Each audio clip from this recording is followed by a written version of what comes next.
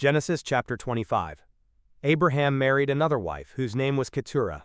She gave birth to Zimran, Jokshan, Medan, Midian, Ishbak, and Shua. Jokshan was the father of Sheba and Dedan. Dedan's descendants were the Ashurites, Letushites, and Leamites. Midian's sons were Ephah, Epher, Hanok, Abida, and Eldah. These were all descendants of Abraham through Keturah. Abraham gave everything he owned to his son Isaac. But before he died, he gave gifts to the sons of his concubines and sent them off to a land in the east, away from Isaac. Abraham lived for 175 years, and he died at a ripe old age, having lived a long and satisfying life. He breathed his last and joined his ancestors in death. His sons Isaac and Ishmael buried him in the cave of Machpelah near Mamre, in the field of Ephron, son of Zohar the Hittite.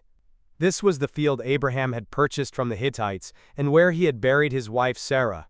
After Abraham's death, God blessed his son Isaac, who settled near Beer Lahai Roi in the Negev. This is the account of the family of Ishmael, the son of Abraham through Hagar, Sarah's Egyptian servant. Here is a list by their names and clans of Ishmael's descendants. The oldest was Nebaioth, followed by Kedar, Adbeel, Mibsam, Mishma, Duma, Massa, Hadad, Tema, Jetur, Naphish, and Kedemah. These 12 sons of Ishmael became the founders of 12 tribes named after them, listed according to the places they settled and camped. Ishmael lived for 137 years. Then he breathed his last and joined his ancestors in death. Ishmael's descendants occupied the region from Havilah to Shur, which is east of Egypt in the direction of Ashur.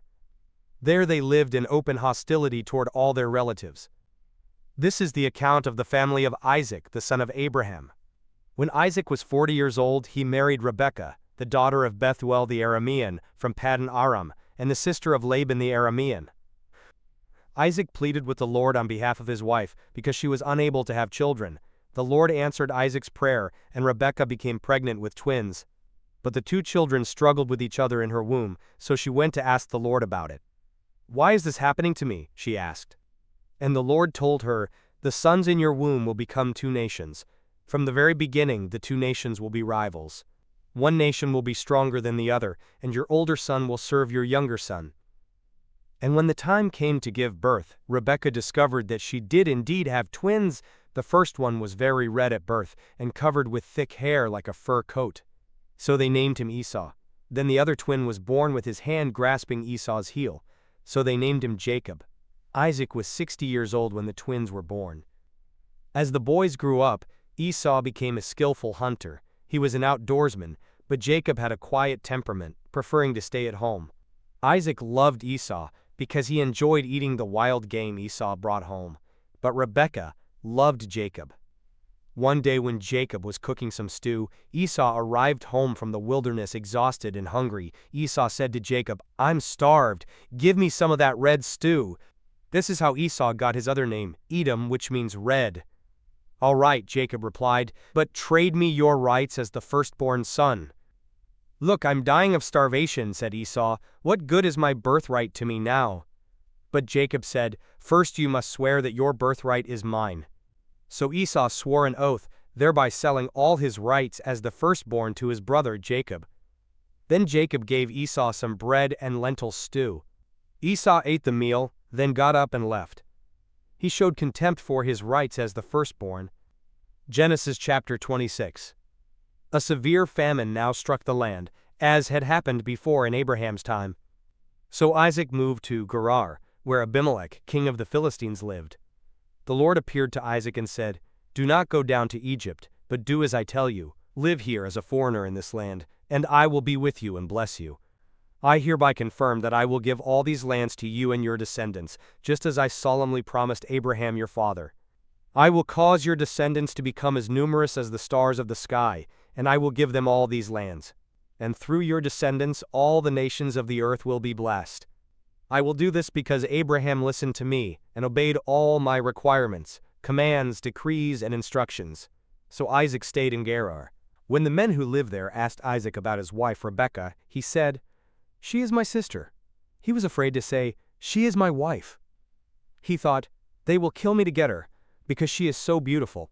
But some time later, Abimelech, king of the Philistines, looked out his window and saw Isaac caressing Rebekah. Immediately, Abimelech called for Isaac and exclaimed, "She is obviously your wife. Why did you say, 'She is my sister'?" "Because I was afraid someone would kill me to get her from me," Isaac replied. "How could you do this to us?" Abimelech exclaimed. "One of my people might easily have taken your wife and slept with her, and you would have made us guilty of great sin." Then Abimelech issued a public proclamation, "Anyone who touches this man or his wife will be put to death." When Isaac planted his crops that year, he harvested 100 times more grain than he planted, for the Lord blessed him. He became a very rich man, and his wealth continued to grow. He acquired so many flocks of sheep and goats, herds of cattle, and servants, that the Philistines became jealous of him. So the Philistines filled up all of Isaac's wells with dirt. These were the wells that had been dug by the servants of his father, Abraham. Finally, Abimelech ordered Isaac to leave the country. "Go somewhere else," he said, "for you have become too powerful for us." So Isaac moved away to the Gerar Valley, where he set up their tents and settled down. He reopened the wells his father had dug, which the Philistines had filled in after Abraham's death. Isaac also restored the names Abraham had given them. Isaac's servants also dug in the Gerar Valley and discovered a well of fresh water. But then the shepherds from Gerar came and claimed the spring. "This is our water," they said, and they argued over it with Isaac's herdsmen. So Isaac named the well Esek, which means argument. Isaac's men then dug another well, but again there was a dispute over it. So Isaac named it Sitnah, which means hostility. Abandoning that one, Isaac moved on and dug another well. This time there was no dispute over it. So Isaac named the place Rehoboth, which means open space. For he said, "At last the Lord has created enough space for us to prosper in this land." From there Isaac moved to Beersheba, where the Lord appeared to him on the night of his arrival. "I am the God of your father Abraham," he said. "Do not be afraid, for I am with you and will bless you. I will multiply your descendants, and they will become a great nation. I will do this because of my promise to Abraham my servant." 25. Then Isaac built an altar there and worshipped the Lord. He set up his camp at that place, and his servants dug another well. One day King Abimelech came from Gerar with his advisor Ahazath, and also Phicol his army commander. "Why have you come here?" Isaac asked. "You obviously hate me, since you kicked me off your land." They replied, "We can plainly see that the Lord is with you, so we want to enter into a sworn treaty with you. Let's make a covenant. Swear that you will not harm us, just as we have never troubled you. We have always treated you well, and we sent you away from us in peace. And now look how the Lord has blessed you." So Isaac prepared a covenant feast to celebrate the treaty, and they ate and drank together. Early the next morning, they each took a solemn oath not to interfere with each other. Then Isaac sent them home again, and they left him in peace. That very day Isaac's servants came and told him about a new well they had dug.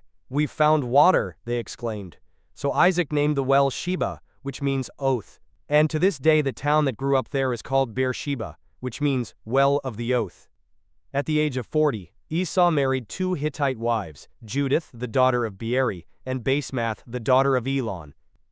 But Esau's wives made life miserable for Isaac and Rebekah,